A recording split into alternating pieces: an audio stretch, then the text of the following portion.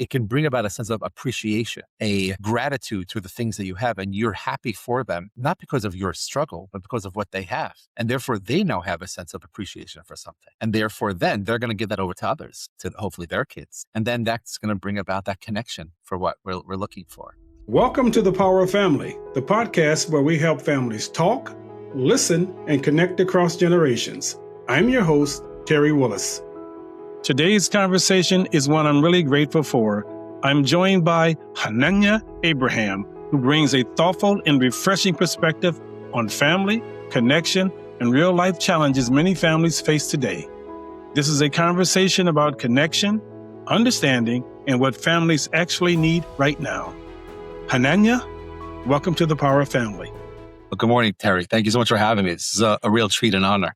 No. It's my treat. It's my treat as I begin this journey here of trying to make that bridge between grandparents and children and parents and their children as well. Because as I shared with you previously, my issue is that I've had that generational gap with my grandchildren. And that's how this podcast was born, because of the issues I was having. And I said that something here has to be done. I'm not the only grandparent who's facing this generational gap. And I said, just let me take my left foot and move my right foot with it and get something done. And that's how, again, this podcast was born. And I'm glad that you have agreed to be a guest here as we put things together and move forward. Well, I'd like to start by asking you then, speaking of that generational thing here, are you noticing a family breakdown, or are you noticing that traditions are not being passed down anymore? Well, that's a very loaded question. Let's break it down a little bit over here. So when we talk about the generational gap, I think one of the things that's really important to talk about is the language that is used in different generations. What I mean by that is that the way grandparents would go about conversing with their parents is very different than the way they would be going about conversing with their grandkids. And obviously, at the same time, we talk about the grandkids, there's a generational gap. There's also a communication and how there's communication when it comes to their own kids. And if there was, or there is, a disconnect with their own kids, then there's not going to be a healthy or a good, safe connection to that next generation, which are the grandkids. So we want to be able to get everyone on the same page. It's not something that happens overnight. And I think that's very important. And sometimes it's not necessarily something that we have full control over. But I think for the sake of this conversation, let's talk about what we can do. And as grandparents and as someone that's been in this field close to 2 decades and working on this concept of communication when it comes to parents, grandparents, and their kids, I think one of the things is to make sure, well, let's break it down like this. So communication has 2 parts to it. And that's the way I see it. It's what I say and what it is that you hear. And just because I'm saying something doesn't mean that you're going to hear it, Terry. So I have to make sure that when I'm talking to you, the words that I'm saying are the words you're hearing them for what works for you. And if there was a communication static when it came to the grandparent and their kid, so then the kid is going to be like, well, I didn't really get along with, or I didn't have close connection with, or I couldn't have affiliation with something that might traditionally or religiously or familially when it came to how we went about doing things. So I don't want to pass that on to my kid. I don't want to have that, my child, and now have a connection to that grandparent. So then the question is, okay, if that's the case, there are a few different things that, we can talk about over here. First, as parents, and then as grandparents, this falls into to the same category. One of the most vital things that we need to think about as parents and as grandparents is the concept that we are valuable human beings. We make mistakes and we're not perfect. I know for some people that might be hard to hear, but at the same time, I think it's really important for people to know that we do make mistakes. And one of the greatest lessons that we can give over to our kids is that us as parents, we messed up and we mess up. And that's really important. And if our child never felt that from us and we put ourselves, whether it was by force or organically, on this pedestal that like, whatever I say goes here in this house, no matter what. And the words, because I said so, are tattooed into a child's brain for how things work in this house. When the kid gets to the point of their own independence, which starts way before they become their own parent themselves, usually starts somewhere around puberty, around, the early teenage years where the concept of autonomy and independence is wanted and going to be gotten by the child, acquired by the child. The concept then of wanting to connect to that parent that was on that pedestal is going to be really difficult. So then when the next generation comes around, why would there wanting to be a relationship with that person then? Because that's not a person I was able to relate to. So I don't think you, who's the next generation over, is going to be able to connect to them. So we're not going to do that. So I think that's the first thing, is to breaking down the concept of connection and understanding what it is that we're giving over. And also that we make mistakes. And I think it's okay for parents to be able to say to their kids, hey, I messed up and I'm learning and I'm growing. And if that's going to work from a parent to a child, so why can't a grandparent to their own child do the same thing? Because then what we're doing is we are reconnecting the bridge so that to get to the other side, the grandchild over here that we're talking about will be able to be something that we could connect to. So that's the first step over here that I think is really important when we talk about connection, when we talk about collaborating, when we talk about collaboration that we want in order to have that connection to the other side of the bridge, making sure that we could connect and that there are times we didn't connect properly and we messed up on that. So I think that's really important. Now, when we get into more specific, when we talk about the concepts of a certain tradition that we have, do we know that child that is now their own, they are a parent themselves? How did that child, what was their association with that tradition? Let's pick, for example, Sunday night dinner, right? Something that, your son may have grown up with. And again, I'm just giving an example over here, just so your listeners can sort of understand what we're talking about. So let's say in your home, you have Sunday night dinner every week. And while that dinner is happening, there are two things happening. First of all, football game is on in the background the entire time and dad's facing the TV. And also, all electronics are allowed by the table. Now, this is not going to be a conversation about electronics, okay? But I'm just giving an example over here. Sure. When we talk about having those two things. Now, here's a kid, 6, 7, 8, 9, 10 years old. And all he knows about Sunday dinner that we have to have as a family is dad's watching the football game and everyone's on the electronics. So we may be eating at the same table, but we're not eating together. So now when that kid is going to be older, let's say he goes away for boarding school or he goes to college, university, and he's studying with friends and they're all sitting around the table together, studying and eating, and they're having a good time and laughing. He's like, oh, this is really fun. So the concept for him of having family dinner was like, that wasn't fun. There was nothing cool about that because what was that? That was us sitting around the table. That's so nice. Air quotations over here. But at the same time, if I'm able to have this is more fun. Why wouldn't I want to do this? So now when that kid is living in a different city, he's establishing himself in his career, within his family, with his partner, and they're now going to have a family. And they're going to be like, okay, so, what should we do, Sundays? Well, why would I want to go back to my parents' house where dad was facing the TV and didn't talk to me at all? Not because it was a bad thing, but just like there was nothing connecting to that. So now that kid's going to want to do his own thing. He's like, what? I remember some study groups that we had where we all went to a restaurant, brought some, books and stuff in the middle of learning and we could talk about it. And that was awesome. So let's do that. Let's call, our friends and let's get together and let's have Sunday dinner every single week together because that would be more fun. And now the grandparents like, hey, what about us? Like, what about you? Well, we have Sunday dinner. I'm like, no. We didn't have Sunday dinner. We had dinner together on a table, but we weren't together having dinner together. And I think that's really important for a grandparent to realize that what is your child connecting to? And if they're not connecting to certain things, then why would they want to then continue that relationship? It could be fixed. We can work on that. And we can say to our kid, let's continue a way of bridging our connection so that the next generation will then be a part of it. It's never too late, but understand where that child is coming from. I know I said a lot of things over there, Terry, but I'll turn it back to you. Okay. Well, you did, but this is what this program is all about. It's giving families the information and the tools in which they can use to break down to the most common denominator what is causing the issues in the first place. And that is what I'm hearing here from your decades of experience. You are giving them the tools in which they need. And that is what must be applied as we move forward, each of us, in every way. When families say that they're struggling, it often comes back to communication. What usually breaks down first? Well, I'll answer it a little bit differently. I think a lot of times when communication is not working, it's because at least one side, but most of the time two, are letting their egos get in the way. And not the ego, not the ego. Yes, I wish that was true. And most of the time, and I think ego in a certain way, it could be a good thing because it gives us a sense of feeling a sort of a sense of pride and confidence. So ego can be used properly, but when it's not in check and when we think that everything is about us and like, what do you mean? I need you here for Sunday night dinner because that's what we do. Explain more.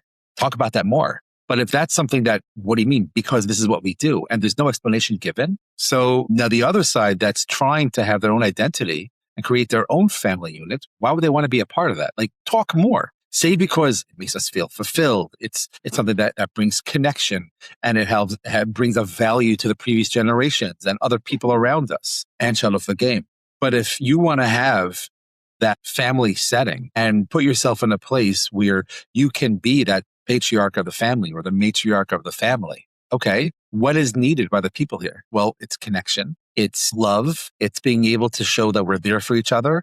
And even though we may be living in different cities or have different things of the way we go about our upbringings, we have different spouses, go to different schools, but we can still come together and all be one and have fun and laugh and love each other and learn from each other and grow together. Great. That's a good reason to have Sunday night dinner. But if what it's going to be is, well, we do this because this is what we do, that's not going to be enough for your child. So it's going to break down if we're letting our egos get in the way. If that wasn't explained of why we do this, then why would someone want to be a part of that? And I think it's very important. And I talk about this in my office all the time. I guess, the acronym that I would use is ABC. Always be curious. I can't take full credit for that. A mentor of mine, Dr. Bessel van der Kolk, who wrote an amazing book, The Body Keeps the Score, really talks about this a lot and concept of being curious and where trauma sort of resides in the body and how it comes out and how when we feel uncomfortable in certain situations, we're not going to want to go back or associate with that again. And our body feels it first sometimes before we even know that's happening. So what do we do when something's, it's like if you're about to get close to an open oven, right? So what do? We take a step back because, I don't want to get burnt. And our bodies will do the same thing when we're going to situations that could be burning us. And for those that are listening, I'm also doing air quotations again. But the concept of being able to be connected to something, if our bodies are not going to feel comfortable, we're going to stay away from it. So our child, if we have certain traditions, and, let's give another example over here. If let's say there's going to be, going to temple on Saturday or going to church on Sunday, and we force our kids to do those things when they were younger to the point where they won't be able to watch, Saturday cartoons. They won't be able to play with their friends. They won't be able to get blank, whatever it is. And it became something of a threat that if you don't do this, you don't dress this way, you don't get out of bed, and you don't come with me because I said so. So how is that tradition going to be passed down? How is that something that our kids are going to want to do? And if we try to make it a family thing, you're trying to throw family to this, there is no family connection to this. This is a forced military thing. Nothing against the military. But at the same time, if it's something that is just regimented because I said so, then it doesn't become something that becomes a part of them. Yes, it's sort of like having soil that you have a plant in, and there's water that was put into the soil, but the water is not touching any of the roots because there was no connection. The roots were never able to get anything. But if we're able to give over things in a way where the roots are able to receive the water, so then that tree that's now growing is going to see amazing produce. And they're going to want to give things over to their fruits so that those fruits can now turn into trees again. Only if there's a positive association with it. So I think as grandparents, just to finish off the thought over here, as grandparents, if there are certain things that we've put into the family traditions or we might have our own issues with, we have to first go inside ourselves, be curious. Like, why was I so strict and mean when it came to leaving the house and going to church? Why was it that things were a certain way? Okay, I understand that because that's what was done to me. Well, how can I connect to it? If I could connect to it, then I could connect to my son. If I could connect to my son, he will then allow and give permission and want his child to go ahead and be connected to me. We hear a lot of pain from grandparents who don't feel somewhat connected to their grandchildren. From your work, why is this happening more often now? I think because a lot of things that have happened in the past have not been passed down in a way where there's a positive association with that specific tradition or religious ritual. And let's give an example over here. Let's say you have someone that has been living in America. Grandparents came over in the early 1900s, and they're not when they first came over, it was a struggle, and that was given as a constant struggle. And they grew up in a world where they saw their parents come home and just complain and complain and complain. And father had to work 60, 80, 100 hours in a week in a factory. That was really, really hard. And then he would come home every weekend and he just wanted to sleep or maybe have a few drinks just to sort of forget about all the stress that he's going through. So now there's a kid who's in his 20s, growing up in the 20s, 30s, or 40s, and he's watching his father work and work and work. And when he wasn't working, he was sleeping or drinking because he just wanted to release himself from that immense amount of stress. And now come Sunday, and family tradition was to, go to church. And the father's sleeping late, or he's complaining that he has to wake up and he has to go to church. Now that kid that's watching his father complain and be grumpy and the whole time looking at his watch, he's going to grow up in a world where like, okay, so this Sunday tradition is something that we do, but it's forced. And dad's doing it because he has to. Otherwise, mom is not going to be happy. So now that kid is going to be in a place like, I don't want to do this anymore. I don't want to go to school. I don't want to go to church on Sundays anymore. So now he may have some connection to his past. He may have connection to his parents. But the concept of going to church on Sundays is not going to be there for him. So now he's going to grow up in a world where, okay, I don't want to do this myself. And now he becomes a parent and he's going to try to force that on Sundays for his kid. His kid's going to be like, wait. You haven't gone to church your whole life, pretty much, your whole adult life. And now you want me to go out and do that? Like, where is that? What's your association and affiliation that you want me to connect to? If you don't have it yourself, why is it something that I want to connect to? And then they're going to put up a fight. And then if the phrase that's going to be used, the all-powerful authoritarian, because I said so, is going to be there, maybe, just maybe, it might work. It might help you win the battle, but you're going to lose the war when it comes to those traditions. So now that kid, who now is going to be the bearer of your grandkids, they're not going to have anything to do with that. So the concept of church, religion, God is not going to be there at all for them. And that's not going to be something that they're going to want to pass on to their kids. So if every time they come to your house, they know that you're going to force to go to church on Sundays, they'll be like, we're not coming anymore. We're not going to come at weekends. We're not going to come to your house on Sunday until maybe Sunday evening, maybe dinner, but nothing else, because I didn't connect to something that you're wanting me to do. So I don't want my kid to be involved in that at all. And I think that a concept of appreciation for things, if it's not given over properly, it's not going to be able to be something to connect with as time goes on. But it doesn't mean that it stops and it can't be done. I think things can still be taught. Things can still be given over. It's very possible for things to be given over. How do we do that? Create positive affiliation with it. So if we're going to tell our kids, you know what? I know I didn't do certain things properly. And I know I didn't teach a certain positive affiliation with it. And I messed up with that. First of all, those key words, I messed up. Saying that to our kids, I think is so important. And let me teach you certain things and let me show you how I've changed and how I've had my connection to religion in a way over the past few years, in a way that's actually not just comfortable, but it's working for me. And it's adding a certain sense of purpose and value to my life. So then your kids be like, oh, that's awesome for you. I don't have that. Okay, let me at least show you certain things. Show them that there are certain things that could be done to have a positive association. Now, this doesn't just apply to religions that we want our kids to maybe give over. It applies to even the concept of living here in America and what that's been like. And maybe there were certain struggles that we had when we were younger, but that doesn't mean that we have to tell our kids, really, you're complaining that you have to walk one block to the bus stop? Well, I had to walk uphill both ways to and from school every single day. Well, that's not going to be something our kids are going to connect to. But if we give things over in a way of like, wow, you're so lucky you have a bus to take, that you don't have to go into the subway. You're so lucky that you have an opportunity to get a coat, a winter coat every 2 years when you grow out of it. I didn't get my next coat until my older brother grew out of his. So the fact that you get a new coat every 2 years, I'm so happy for you. That is awesome.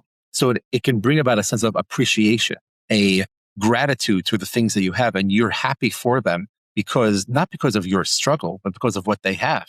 And therefore they now have a sense of appreciation for something. And therefore, then they're going to give that over to others, to hopefully their kids.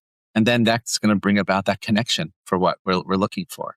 But if it's done in a negative way, and a negative association, it's not going to be wanting to be given over. So I think that's another very important thing. We talked about before of I messed up. And we can also say, hey, this is how I've been reconnecting and having a positive association with things so that then our kids, the bearer of our grandkids, can be in a place. And I say our, like I'm a grandfather already. I'm nowhere close to there right now. My oldest is still a teenager. But the concept that we're talking about here, I think, is if things are given over a more positive association, I think it's something that can go so far for what the connection is now going to be to it. And therefore, I'll want to give it over. And I'll give one more example over here, Terry, as well. Let's talk about history in itself, the negative. We just talk about how bad things were. So then why would our kids or grandkids want to connect to something that has a negative association to it? And I think history in itself, we can show how amazing things are today because of the sacrifice that was done before. And it's not just about us, it's about the place that we come from. And teaching the negative stuff, I think, is really important for our school system to be able to teach the things that we messed up on, how we treated certain people, how we did certain things. Teach that because we say, this is what happened. We messed up. This is how things changed. Abraham Lincoln had a very big part to do that. The ending of certain laws had a big part to do that. Everyone could sit on anywhere they wanted on a bus, drink from the same water fountains, and it was awesome. And therefore, you get to do certain things today because of that. Not teaching in the way of like, oh, it was such a bad time. We had to drink from separate water fountains. Of course, it was horrible, but don't teach it that it was horrible. Teach it that today we have it better because of what was then. And I think that's really important. That's how we bring about the concept of a connection. And things are passed down through a healthy connection. Teaching about the gratitude for today, teaching about the sacrifice from others, and therefore we appreciate it for what we have today. If that appreciation is not going to be there, there's going to be no connection to it. And I think that's a very, very big thing as grandparents have a certain level of wisdom that they can give over when it comes to things that us as parents and our kids don't necessarily, we don't have the same vision. We don't have the same point of view to see those appreciations. I grew up in a world where there was no internet yet, but I could appreciate the internet because I remember the beginning stages of it and how things work and how a floppy disk probably had enough memory for one song from Taylor Swift today. And you could have that same size CD today, same size floppy disk could probably be 1 million Taylor Swift songs. And there's a certain appreciation that I have for that little thumb drive that can hold so much music to it. But if I give it over in a way like, wow, it was so cool how we didn't have this concept of collecting data to what we do today. It's very different than like, oh, things are so much better when we just had typewriters. It's not about that negative. It's about creating that positive. That's what we're trying to do. Does that make sense? Yes, it does. It truly does. If families listening today could take one little step towards stronger connection after this episode, what would you suggest that be? I'm going to continue with the answer that I was giving before, having a gratitude. When we have a gratitude towards life for what it is for us right in front of us, then I think that energy spews over into the next generation. And if we're going to be negative and everything stinks and nothing is good and that person wronged me, this is messed up, I can't stand how blank happens, or this store does this, or the streets are this. Don't talk about that. It may be something that you feel, but put it through your own personal filter. Create a gratitude for what is, and that is more welcoming towards the next generations. So when you have gratitude yourself, it will then spew and leak onto others that will want to then be around you. But if you're going to be negative, if you're going to say, look, every single time I bring up religion, you just roll your eyes. Okay. Instead of doing that, maybe say like, okay, why is it something that doesn't work for you? Because I could say I've appreciated it and it's really helped me in a certain way. And I have so much gratitude for the fact that I have a connection. Where did that not work for you? And then when they say certain things that make us possibly go on defense in the sense of, well, because of the way you treated Sundays. And it was something that, you made us do and we didn't want to. We'd rather stay home. And you rolled your eyes and you grunted the whole time in the car. You were like a 2-year-old instead of getting on the defense. Like, well, do you know how hard I worked? You know how much I wanted to relax on Sundays? No. Our kids don't want to hear that. The bearers of our grandkids don't want to hear that. That's not going to help. Ask a question like, why was it that, Sundays weren't so fun? Okay. You know what? You're right. I did mess up. I should have rested more, knock out with my friends on Friday night so that I was hungover the entire Saturday and then had so many things to take care of on Sunday. You're right. I 100% messed up. And when that's go back to our first thing we're talking about today is that fallibility. When we have that sense of moving our egos aside to go ahead and say, you know what, I messed up. I think that's one of the three most important words as a parent.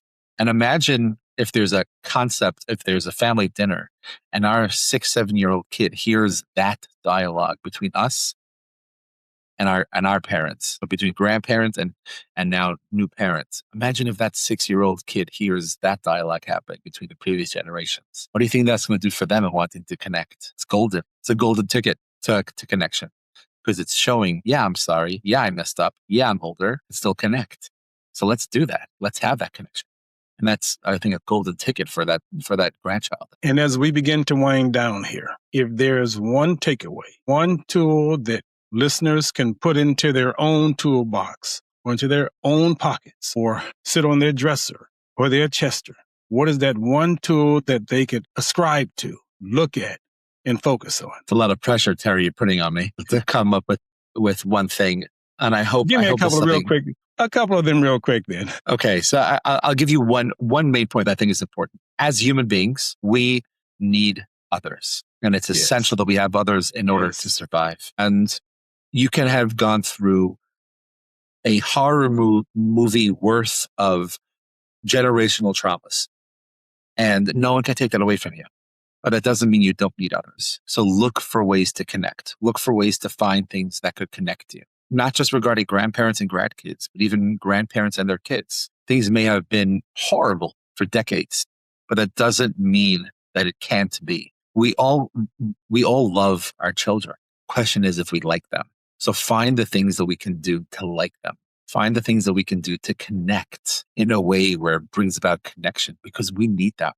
And just because we're old, we're older, and we may be in a different stage in life doesn't mean that the next generation should be doing it on their own. They need us. And as grandparents, you're vital to the future of the family. You're vital to the future of this country because of what you have brought to the table. And you're worthy of being able to connect. So find the things that you could connect to with that generation that is so far removed from the upbringing that you had, still something that we need. So don't give up.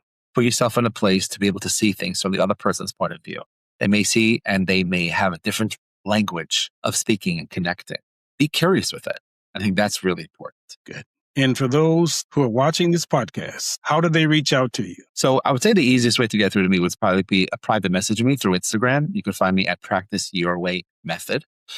Talk about this concept of building up confidence in self. I mean, you can also find me on my website. It's CUF Therapy. So that's CYUAH therapy.com. Thank you for your time. Chananya, you've been great. Love you. And I hope to see you back here again. Yes, same. I look forward to it. I love what you're doing. And please continue because this is such an important topic. And I need your help along the way. Can't do it alone. Thank you. We're going to do it together. Thank you. Before we close, I want to leave you with this. Families don't fall apart because they don't care. They struggle when they don't feel heard, understood, or safe enough to speak honestly. If something from today's conversation resonated with you, I invite you to pause and think about one small conversation you can have this week. One question, one check-in, one moment of listening without fixing. If this episode was meaningful, please subscribe to The Power of Family. Share it with someone you love or send it to your family group chat. You can find more episodes and resources at thepowerofamilyus.com. Until next time, keep showing up, keep listening, and keep building connection. This is Terry Willis. Thanks for being here.